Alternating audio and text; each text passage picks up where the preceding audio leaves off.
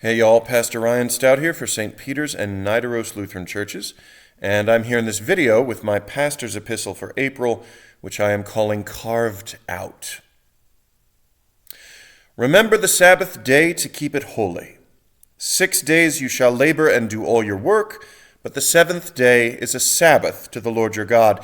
In it you shall not do any work, you or your son or your daughter, your manservant or your maidservant, or your cattle, or the sojourner who is within your gates. Exodus 20, verses 8 through 10. The Sabbath was made for man, not man for the Sabbath. Mark 2, verse 27. I find it difficult to imagine anything quite so countercultural as the Sabbath.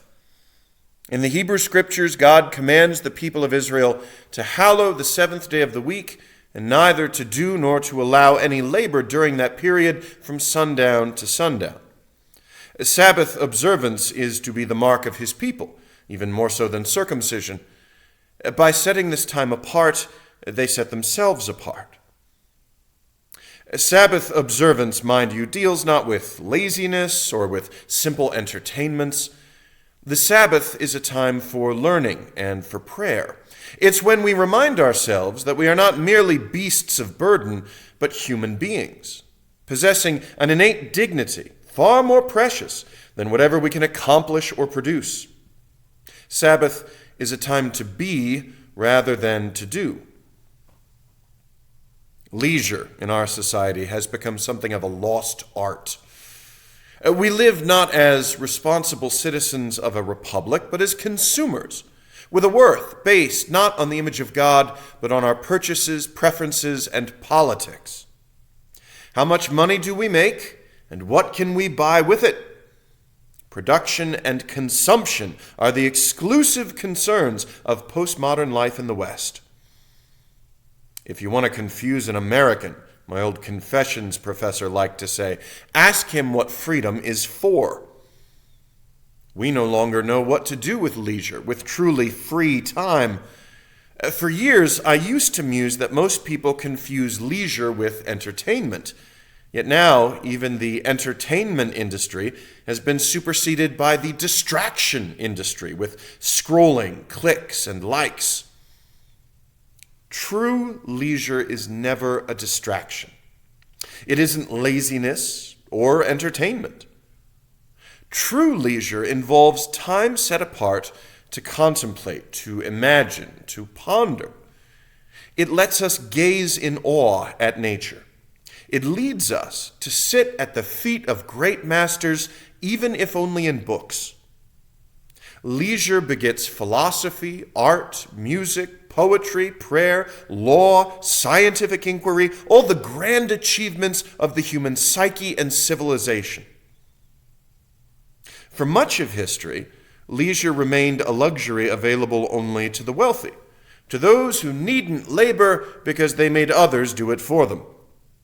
Aristocratic Romans, for instance, vilified actual careers, viewing any sort of job as a selling of one's body and thus a form of prostitution. Subsistence farmers, slaves, soldiers, merchants, and common laborers had little such time to set aside. The Sabbath changed all that, for the Israelites at least. The Sabbath applied to everyone and indeed to everything, rich and poor, male and female, slave and free, adult and child, even to beasts of burden and to the very land itself. Fields were to lie fallow every seventh year, a Sabbath rest for creation. Thus can Sabbath observance be seen as the world's first labor law.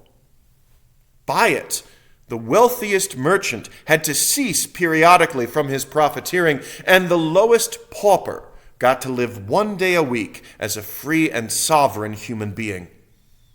To gather with one's family, to sit and gaze at the stars, to share a meal and a story with nowhere else to go, and to stand in reverence before the holiness of God. Such are the riches of the Sabbath. And there, in the silence, There within this sanctuary, carved in time, one ponders life and death, truth and beauty, sin and salvation, all the things we would ignore by distracting ourselves from the real.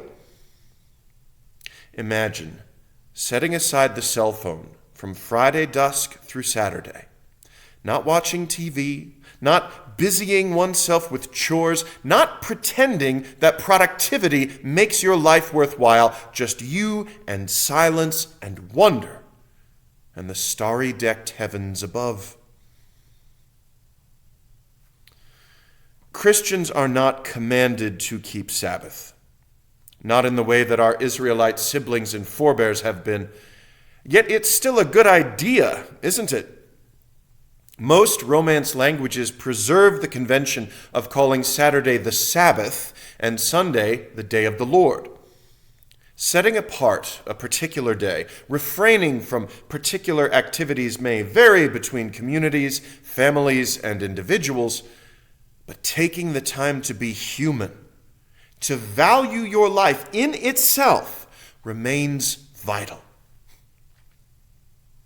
The Buddha would set aside 3 hours each day and 3 months out of every year to retreat into solitary meditation. Jesus often attempted something similar, climbing mountains, crossing lakes, setting off into the desert. Alas for him, we always found him. Thanks be to God, he never could turn away anyone who was seeking out or striving for salvation. When he told us that the Sabbath was made for man and not man for the Sabbath, he was reminding us that Sabbath observance, in whatever form, is a blessing, a time for healing and for helping out our neighbor in their need. He warned us against legalism, turning the Sabbath into a burden, but he clearly endorsed the practice, the blessing of taking time to be and to breathe in the presence of God.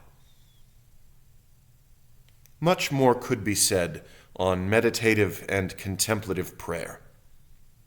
For now, I simply offer the vision of Jesus Christ, of a humanity valued for what we are rather than what we can do, of life as something sacred, something holy in itself, and a true and worthy rest that's not distractive but divine. For God and our own soul shall ever await us in the silence. Observe the Sabbath, keep it holy, and work to provide opportunity for others to keep the same. In Jesus, amen.